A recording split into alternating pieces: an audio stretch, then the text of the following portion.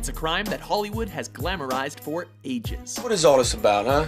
Welcome to WatchMojo.com, and today we're counting down our picks for the top 10 bank robbery movies. You know, they walk around, they got masks on, they got the things on their heads. There were a bunch of crazy people there. For this list, we've assembled movies with heroes who outsmart the system and live on the edge.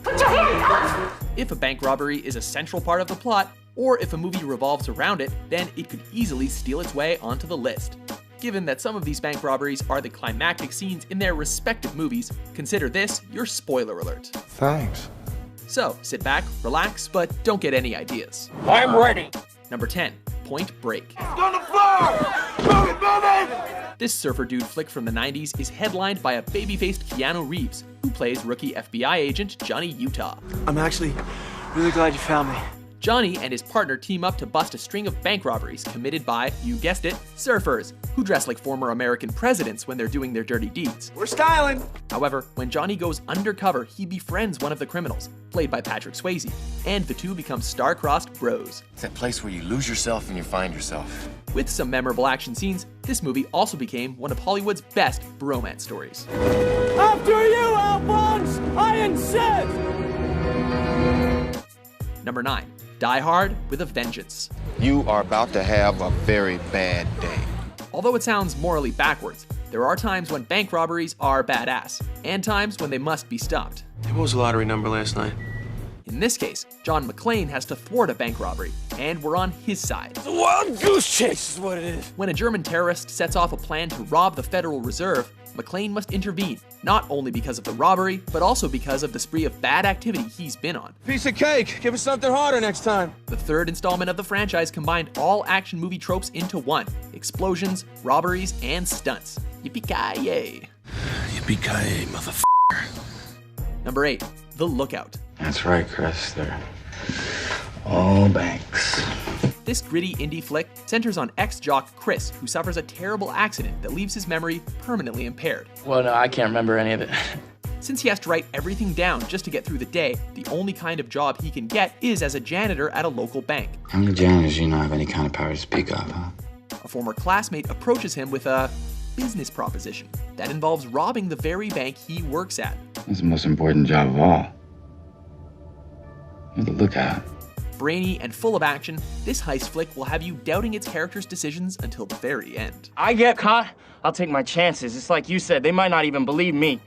Number 7. Stander. Fill it up. What is the difference between a regular Joe robbing a bank and a professional? Well, of course, the professional will be harder to catch.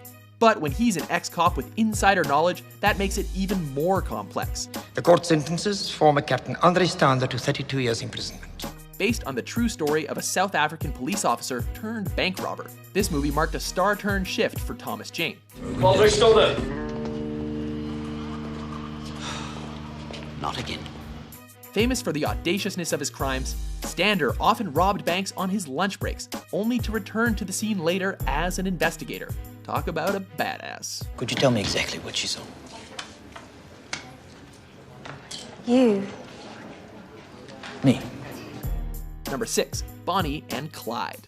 You just wait right here and you keep your eyes open. Although their looks are likely to steal your heart, these two were more interested in stealing whatever was on the bank vault. Give me the money.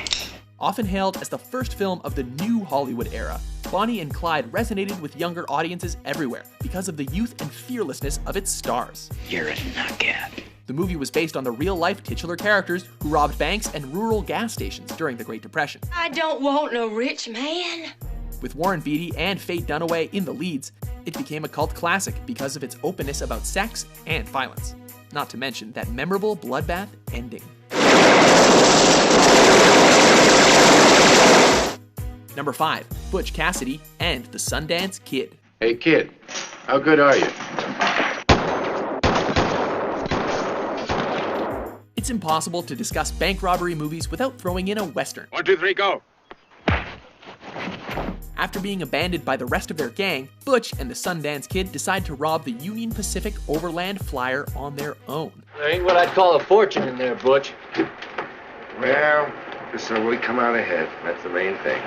The two are as funny as they are brave, which makes the movie another great bromance story. I think we lost him. Do you think we lost him? No. Neither do I. Aided by Sundance's girlfriend, the pair is on a successful streak for a while, before everything eventually goes south. They escape to Bolivia, where the movie ends with one of the best shootout scenes in film history.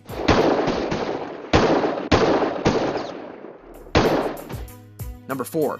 Inside Man. Bank robbery, hostage situation, 20 Exchange Place. Dalton Russell believes that he has committed the perfect bank robbery. My name is Dalton Russell. Pay strict attention to what I say because I choose my words carefully and I never repeat myself. With a group of masked robbers dressed as painters, he is the mastermind behind a complex Manhattan robbery that turns into a hostage situation. Make sure the hostages are okay.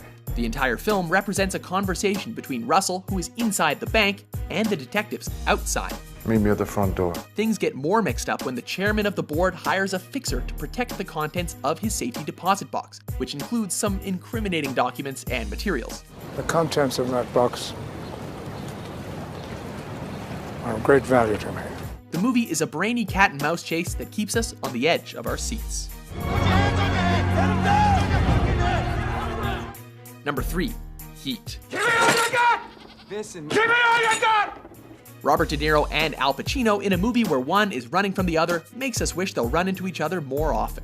What do you say I buy you a cup of coffee?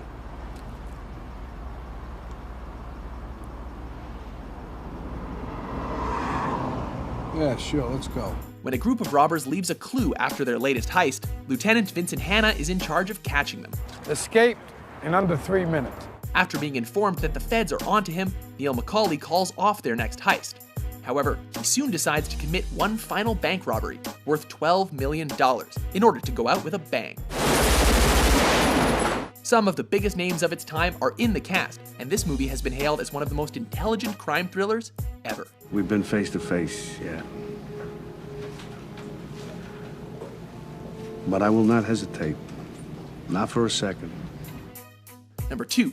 The Town. How many banks have you robbed? 6 trucks, 2 banks. If you were to judge the world through cinema, Boston seems like a crime-ridden, unpleasant place to live. Taking down the Cathedral of Boston. Directed by Bostonian Ben Affleck, the film follows 4 lifelong friends as they rob a bank and try to deal with the consequences of their heist. Hey, manager, let's go. Get up. Let's go. Get up, get up, get up. Let's go. Led by Doug McRae, the gang kidnaps the bank's manager, Claire Kesey. You're gonna be okay. All right, no one's gonna hurt you. Torn between his friends and his feelings for Claire, Doug must choose between one last heist and starting a new life forever, far, far away. Goodbye, Claire. Before we unveil our top pick, here are a few honorable mentions. Let's grab all the cash and jewels and get the out of here. What about our gear? Can't leave anything that might incriminate us. We'll come back for it. All right. Everybody who wants to live, put your hands in the air.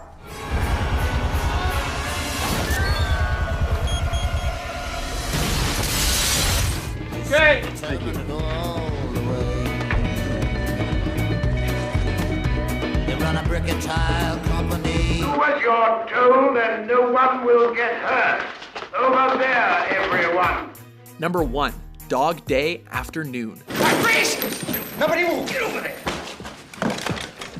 We hope any future plans you may have made about robbing a bank have now been crushed, as our number 1 pick is an example of a robbery gone terribly wrong. That becomes a media circus instead. This is Ron Cummins from CBS. Sir, can you tell me what the situation is? When Sonny, an inexperienced crook, and his friend Sal decide to commit a heist, they have no idea they've come too late in the day. We're moving right along, folks. We're gonna get this thing done in half an hour. Losing their nerve, the 2 men find themselves in a bit of a pickle when police and curious crowds begin to surround the bank. Attica! Attica!